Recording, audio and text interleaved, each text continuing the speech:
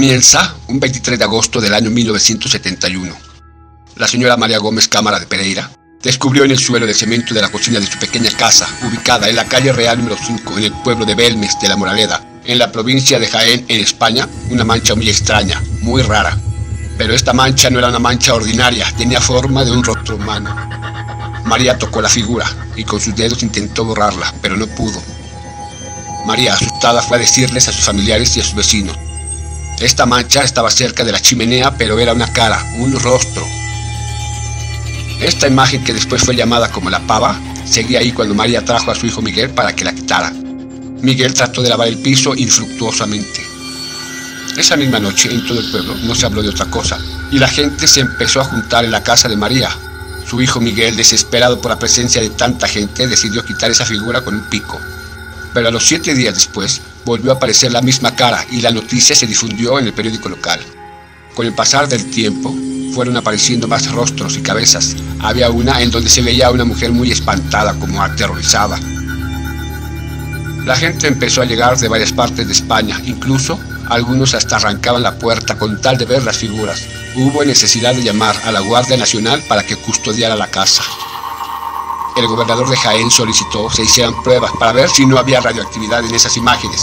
No hallaron nada de radiación. Un personaje llamado Sebastián Fuentes León, auxiliado con otras personas, empezó a cavar en el piso de la cocina de María.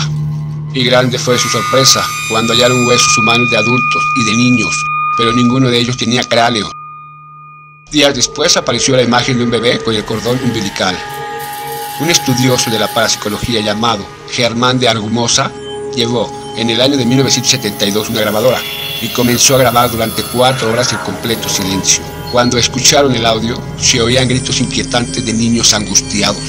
Uno de los testigos de tal evento fue Antonio Casado, que era reportero del diario Pueblo en ese año. Se dijo entonces que las caras hablaban. Aparecían diferentes rostros, entre ellos un anciano o incluso un padre con su hijo. También un rostro totalmente monstruoso, ubicado fuera de la cocina de María. Mucho tiempo después se reveló una fórmula del material que se había empleado para, supuestamente, pintar las caras de Belmes. Eso ocasionó que toda España y el mundo dejaran de creer en la paranormalidad de dichos rostros. Pero de eso hablaremos después.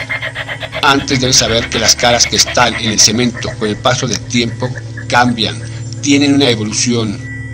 Una de las figuras es la que se conoce como el feto. Esta apareció en 1980 y en un lapso de 10 años tiene un cambio de movimiento. Y aparece con pelo y con una expresión de terror en su rostro. La famosa cara de la pava, que tiene 40 años en la casa de María, también sufrió transformaciones por sí sola. Tal pareciera que es una persona que fue salvajemente golpeada. Una de las caras de Belmes, titulada El Cráneo, también sufre unas transformaciones muy tenebrosas a tal grado que pareciera que le salen dientes. Y así como estos ejemplos, todas las caras de Belmes han tenido estos tipos de evoluciones, de movimientos. Algo que cabe destacar es que no son figuras religiosas. Hasta la Comunidad Económica Europea ha financiado las investigaciones en el ahora Museo de Belmes. ¿Cómo se acabó con el misterio de Belmes? El diario Pueblo sacó un titular en el que, según ellos, iban tras la pista verdadera de todo esto. Llegaron a la conclusión de que las caras de Belmes habían sido pintadas con cloruro y nitrato de plata sometidas a luz ultravioleta. Las caras, por efecto de la luz solar, se ennegrecían y debido al nitrato de plata actuaban como fotografías de piel. Este fenómeno acabó siendo motivo de burla. Pero lo que se sabe es que todo este ardid para acabar con el misterio de las caras de Belmes fue una mentira de Estado. El gobierno de Franco ordenó a los periodistas y a los investigadores que dejaran de seguir informando sobre el asunto de las caras de Belmes, porque ello no favorecía el movimiento político, toda vez que estaban causando una especie de psicosis colectiva fuera de control. Sin embargo, actualmente siguen apareciendo caras en esa cocina que ahora está convertida en museo y está vigilada. El alcalde del pueblo, Manuel Rodríguez Rivas, fue trasladado forzosamente a Madrid para presentarse ante el ministro de Gobernación de ese entonces, quien era Tomás Garicano Goñi, y este dio órdenes de que negara el misterio. En caso de no hacerlo así, lo meterían a la cárcel, acusándolo de haber montado todo este fenómeno. También el obispo de Jaén, Miguel Peinado Peinado, lo amenazó con destituirlo como alcalde si no frenaba toda esta supuesta farsa. Las caras de Belmes eran consideradas una amenaza para el régimen franquista. Estudios científicos realizados en 1995 demostraron que las caras de Belmez no tenían en lo absoluto sal de plata, con las que supuestamente se habían pintado. El 23 de junio del año 2014, se decidió tomar unas muestras de los rostros de Belmez, ante la presencia de un notario público para que diera fe del acto. Se solicitó que el doctor en química orgánica José Javier Gracenea Sapiray, quien también es experto en modificaciones sobre cemento y hormigón, así como presidente de la Asociación Española de Técnicos en Pinturas, hiciera todo tipo de estudios sobre las muestras que fueron tomadas. Sus primeras observaciones fueron que dichas muestras no estaban pintadas y finalmente presentó un informe final en el mes de septiembre del mismo año. En él menciona lo siguiente. Dice que usó microscopía electrónica de barrido, así como otros métodos más científicos como espectroscopía infrarroja, que las caras de Belmez no están hechas con pintura alguna. No se encontró ningún rastro de cloruro o nitrato de plata.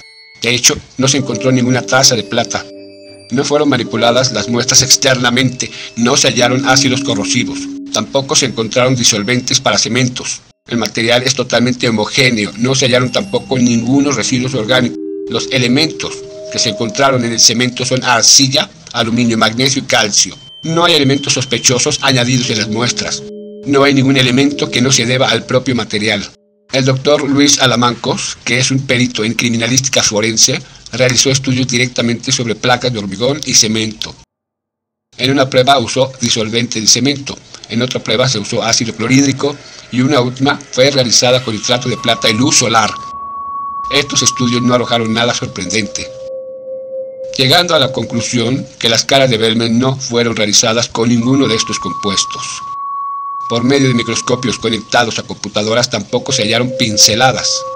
Otro grupo de personas dedicadas a la parapsicología colocaron sensores de movimiento en la cocina de María y en una sola noche dichos sensores se activaron 27 veces, es decir, percibieron que algo se movía. Hasta el día de hoy, hay un 50% de posibilidades de que las caras de Belmez sean totalmente auténticas y un 50% de que sean un fraude bien elaborado. ¿Tú qué opinas?